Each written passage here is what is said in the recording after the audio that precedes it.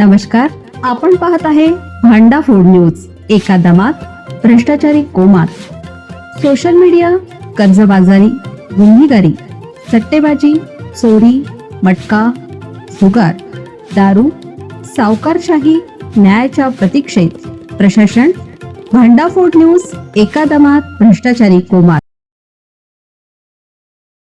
लाच प्रकरणात तत्कालीन पोलीस उपनिरीक्षक अडचणीत. एसीबीने तिघांविरुद्ध गुन्हा नोंद केला.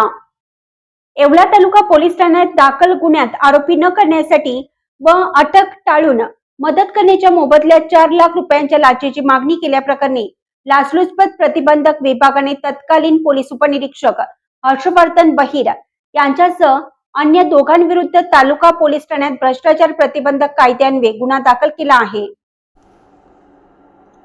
हर्षवर्धन बहिर यांची येथून श्रीरामपूर जिल्हा अहिल्यानगर पोलीस ठाण्यात बदली झाल्यानंतरही तक्रारदाराच्या तक्रारीची दखल घेऊन एसीबीने चौकशी केली.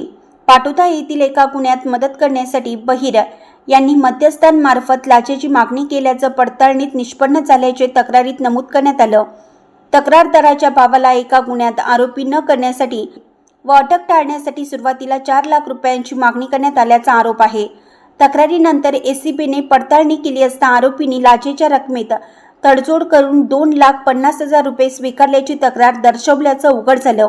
तसेच या व्यवहाराचा भाग म्हणून 9 एप्रिल 2026 रोजी बहिर यांच्यासाठी 50,000 रुपये एका मध्यस्थाने फोनपेच्या माध्यमातून स्वीकारल्याचे तपासात समोर आले.